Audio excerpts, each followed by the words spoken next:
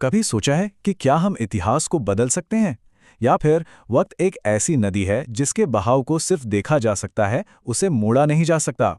आज हम समय के इसी गहरे रहस्य को कुरेदने की कोशिश करेंगे। तो चलिए इस सफर पर निकलते हैं।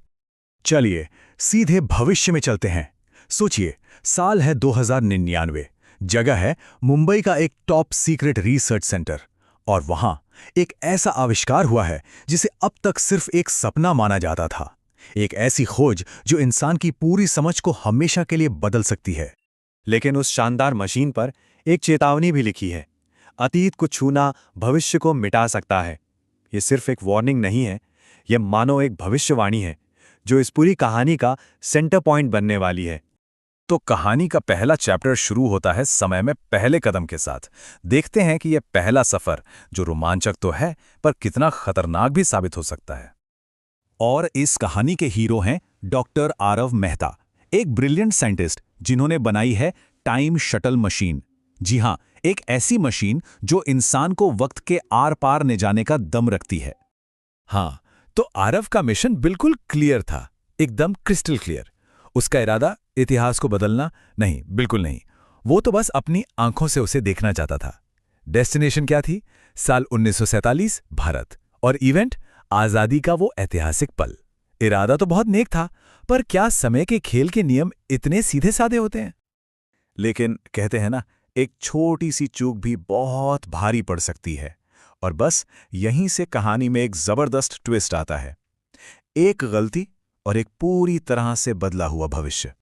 तो आरव 1947 में पहुंच तो गया, पर वहां बस एक छोटी सी उत्सुकता, एक मामूली सी बातचीत किसी अनजान से, और बस उसे पता भी नहीं चला कि उसने अनजाने में इतिहास की नदी का रुख ही मोड़ दिया है।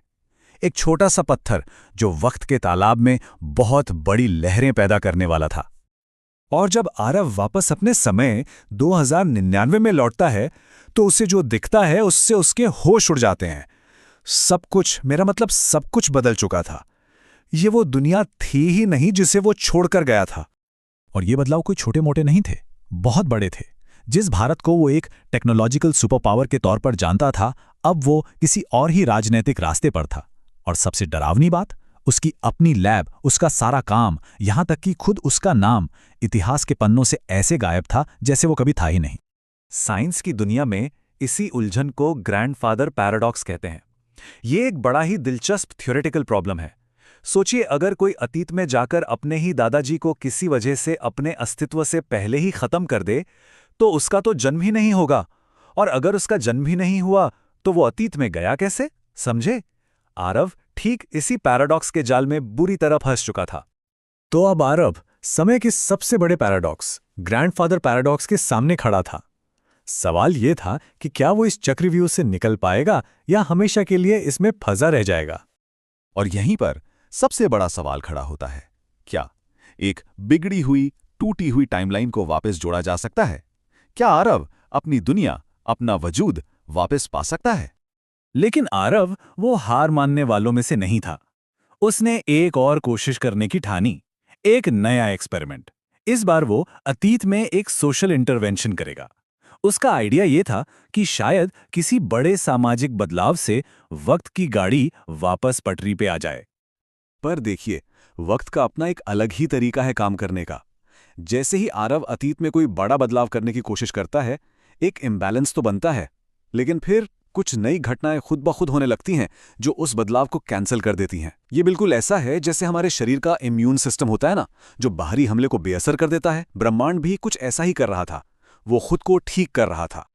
इस नाकामी ने आरव को तोड़ तो दिया, पर उसे एक बहुत गहरी सच्चाई भी सिखाई।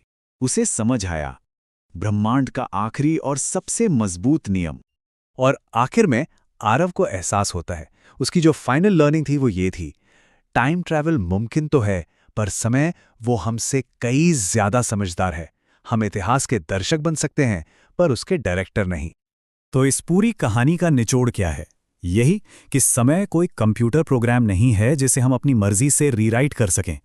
ये एक ताकत है जिसे सिर्फ देखा जा सकता है, महसूस किया जा सकता है। अच्छा, तो ये तो हुई कहानी, लेकिन असल साइंस इस बारे में क्या कहता है? देखिए, आइंस्टाइन की थ्योरी ऑफ रिलेटिविटी तो यही इशारा करती है कि समय हमेशा एक जैसा नहीं रहता, ये बदल सकता है। फिर वर्म होल जैसी थ्योरीज भी हैं जो कहती हैं कि स्पेस टाइम में शॉर्टकट्स हो सकते हैं जिनसे शायद टाइम ट्रैवल मुमकिन हो, पर हमेशा एक पर होता है। ये ग्रैंडफादर पैराडॉक्स जैसी जो लॉजिकल मुश्किल है ना, वो हमेशा इस सवाल पर आकर खड़ी हो जाती हैं कि क्या वाकई अतीत को बदलना संभव है। और ये पूरी बातचीत हमें एक आखिरी और शायद सबसे बड़े सवाल पर लाकर छोड़ देती है। अगर हम गुजरे हुए कल को बदल ही नहीं सकते, तो क्या टाइम ट्रैवल का कोई मकसद है भी, या ये सिर्फ एक तमाशा देखने जैसा है? इस पर सोचिएगा जरूर।